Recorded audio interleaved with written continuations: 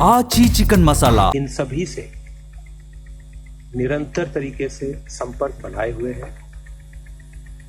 जो उनकी engagement agency है, RPSL कहते हैं उनको, रिक्रूटमेंट एंड प्लेसमेंट सर्विसेज लाइसेंसी, तो डीजी शिपिंग की लाइसेंसी होता है, उनके द्वारा।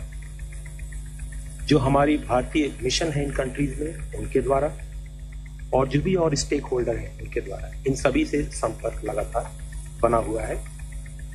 इस पे एक डीजी शिपिंग ने एडवाइजरी भी जारी की थी 4 मार्च को, निरंतर करती रहती है, समय समय के अनुसार करती रहती है। एक 4 मार्च को पुनः जारी किया है, और वो कम्युनिकेशन डीजी शिपिंग सभी को एक साथ भेजता है। तो करीब 7.5 लाख जो इंडियन सीफेरर हैं, सभी को डीजी शिपिंग ने एक कम्युनिकेशन भेजा, इस एडवाइजरी को भेजा, जिसके थ्रू जो डीजी शिपिंग की 24/7 हेल्पलाइन है, उसके कॉन्टैक्ट डिटेल कि कोई भी असिस्टेंस, किसी भी तरीके की आवश्यकता हो, सहायता की जरूरत हो, तो आप डीजी शिपिंग से संपर्क कर सकें, इसके लिए उनको अपडेट किया है। ये निरंतर करते रहते हैं, बट इस परिस्थिति में विशेषकर से दोबारा किया है।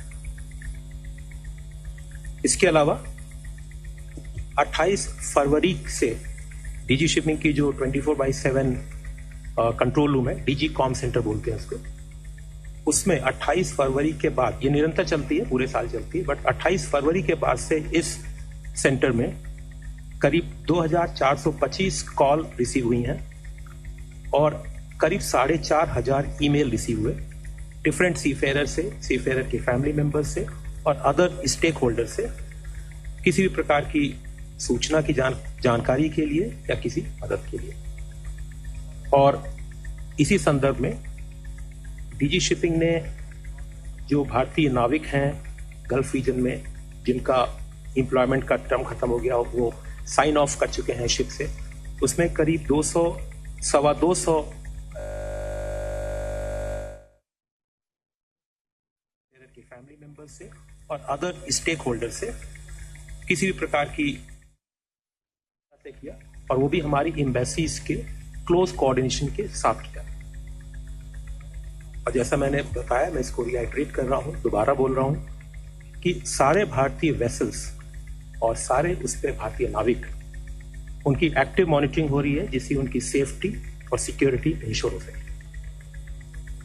जो डीजी शिपिंग की एडवाइजरीज हैं, उसके कुछ मुख्य बिंदु मैं बता रहा हूं। डिटेल्ड एडवाइजरीज हैं, सारे लोगों को जाती है, सारे स्टेक होल्डर्स को जाती है, सारे शिप ओनर्स को जाती है, सारे नाविकों को जाती है। बट इन एडवाइजरीज के कुछ मुख्य बिंदु मैं बता रहा हूं। डीजी शिपिंग की जो कम्युनिकेशन सेंटर है, डीजी कॉम सेंटर, जो 24/7 चलती, उस हेल्पलाइन को या उसके ईमेल की मदद लें किसी भी आवश्यकता के समय। सेफ्टी इंस्ट्रक्शंस हैं, वो फॉलो करें, जो भी लोकल अथॉरिटी जारी करती है या हमारी मिशन, जो भारतीय मिशन है बाहर, वो जारी करती है, उसको फॉलो करें। जो भी जहाज हैं, हमने भारतीय फ्लैग के जहाज हैं, उसको शिप शोर सिक्योरिटी ड्रिल्स को कवर करें, जिससे कि किसी प्रकार की थ्रेट्स, वो ड्रोन से हो या लॉइटरिंग म्यूनिशन से हो या किसी तरीके के असिमेट्रिक अटैक से हो, उसके लिए सिक्योरिटी ड्रिल्स को फॉलो करें। और डीजी शिपिंग या मिनिस्ट्री ऑफ एक्सटर्नल अफेयर्स की कोई भी एडवाइजरी या अपडेट जाती है, तो उसको रेगुलरली मॉनिटर करें। ये कुछ बिंदु मैंने बताए, एडवाइजरीज थोड़ी और डिटेल में है। अब मैं पोर्ट के ऑपरेशंस के विषय में कुछ बिंदु बताता हूं। पोर्ट के ऑपरेशंस पूरे भारतवर्ष में स्टेबल हैं, और सारे मेजर पोर्ट और अदर देन मेजर पोर्ट्स, जो स्टेट मैरीटाइम बोर्ड के अंतर्गत भी आते हैं, उनके लिए एक स्टैंडर्ड ऑपरेटिंग प्रोसीजर जारी किया हुआ है, जिससे कि वो सारी शिपिंग लाइंस और एक्सपोर्टर्स के साथ समन्वय बना के रखें, उनके साथ कोऑर्डिनेट करें, और उनकी कोई भी ग्रीवांस हो, उसको टाइम बाउंड बेसिस पे रिड्रेस करें। हर मेजर पोर्ट पे एक सिंगल पॉइंट ऑफ कांटेक्ट भी बनाया गया है नोडल ऑफिसर की तरफ से, और वो सभी को कम्युनिकेट किया गया है।